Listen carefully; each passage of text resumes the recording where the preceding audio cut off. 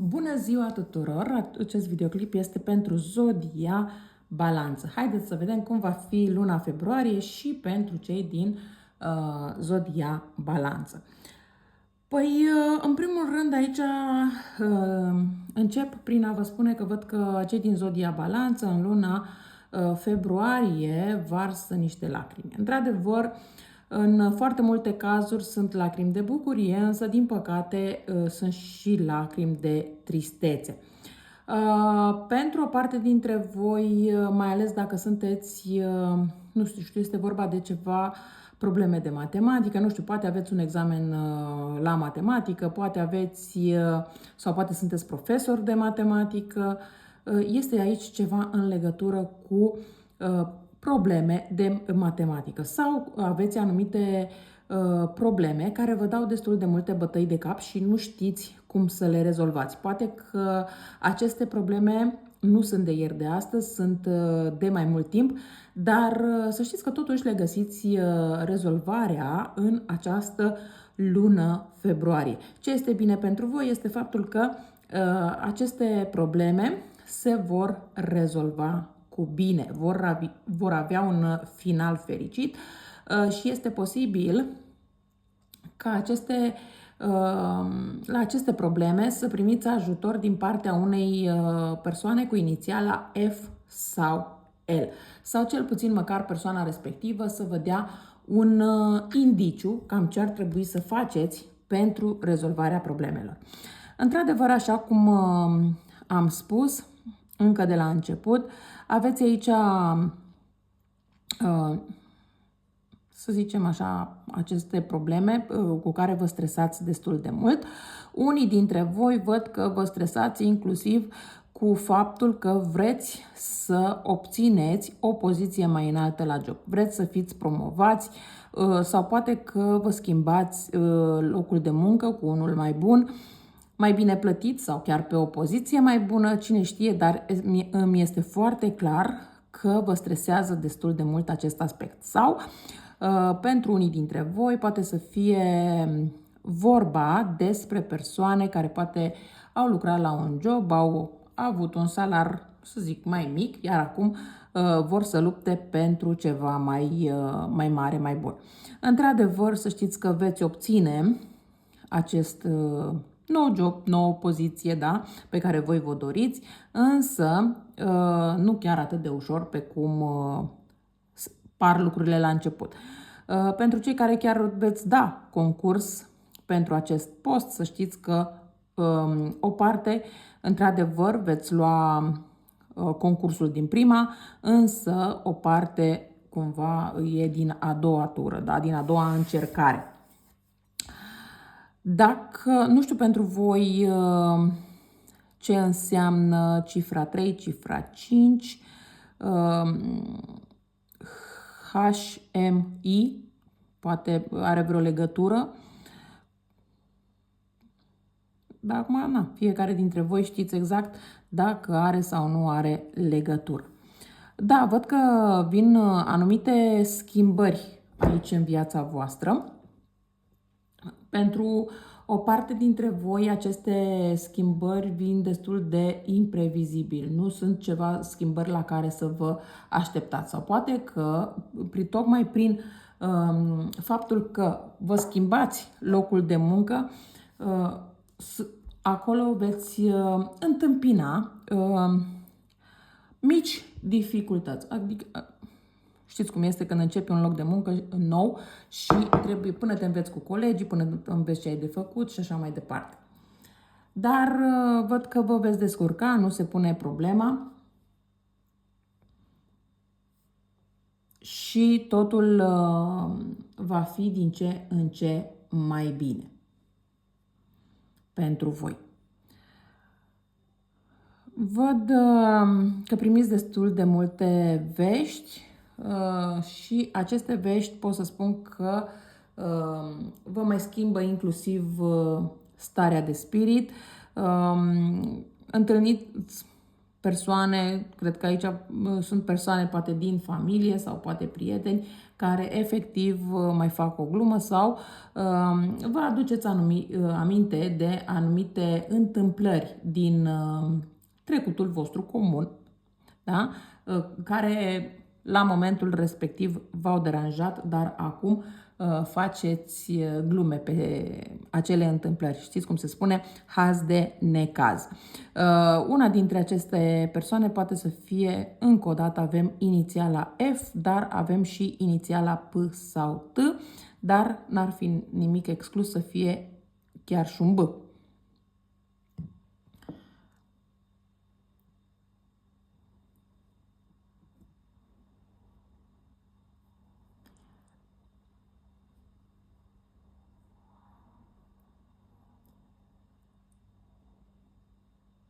Văd că vă faceți anumite probleme, sunteți destul de îngrijorați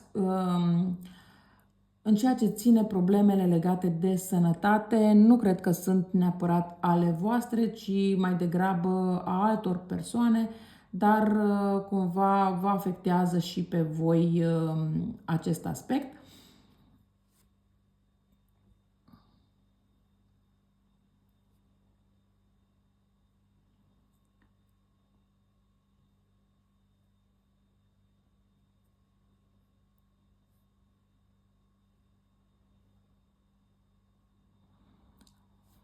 Hai să vedem ce altceva mai avem aici.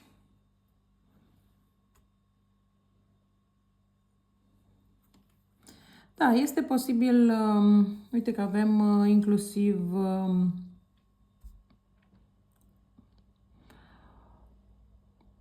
o pasăre, ceea ce înseamnă că primiți destul de multe vești.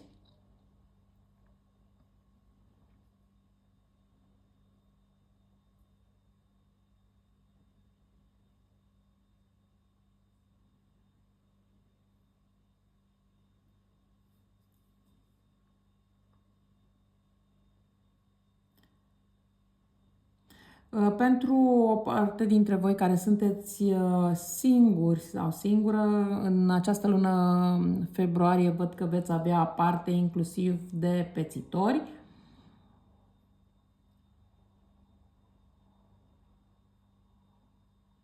Dar aveți grijă și la faptul că aveți în jurul vostru o persoană destul de lingușitoare.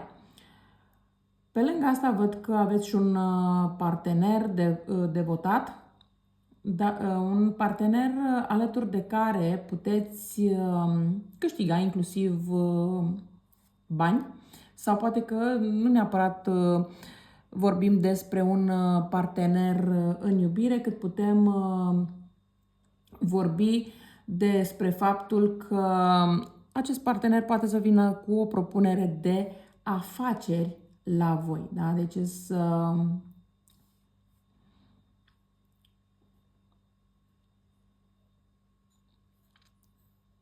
diversi parteneri, nu neapărat numai pe partea de iubire, dar ideea este că acest partener care vine pentru afaceri este un partener devotat sau poate că să fie un coleg de la serviciu care vă roagă să faceți împreună un proiect, da? Cine știe, și este genul de persoană în care voi puteți să aveți încredere.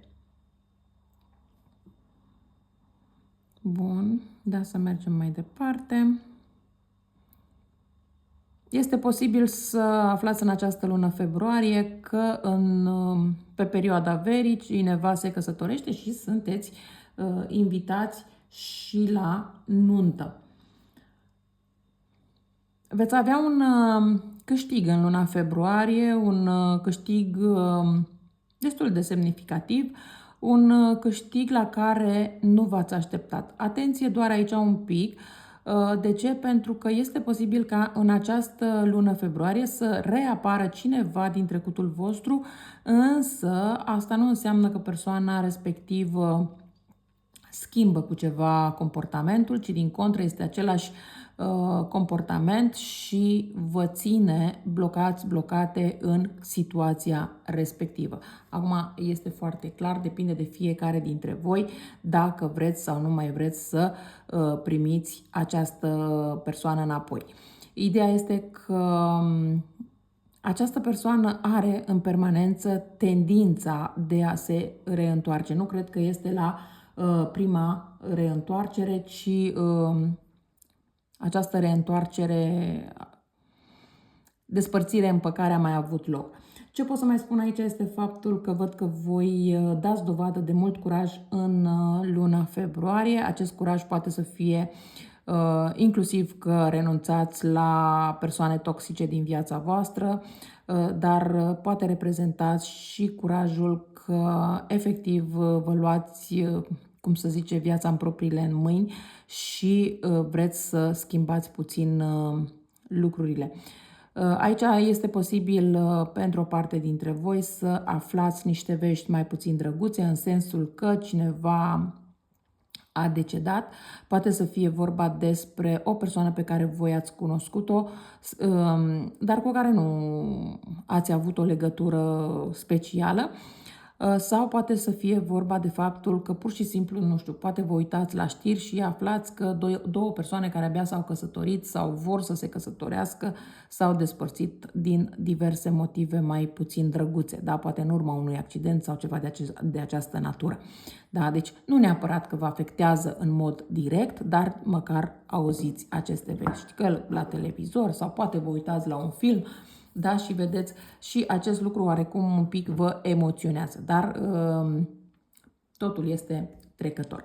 Eu cam atât am avut de spus pentru voi, vă mulțumesc că m-ați ascultat și vă doresc o zi cât mai frumoasă în continuare. La revedere!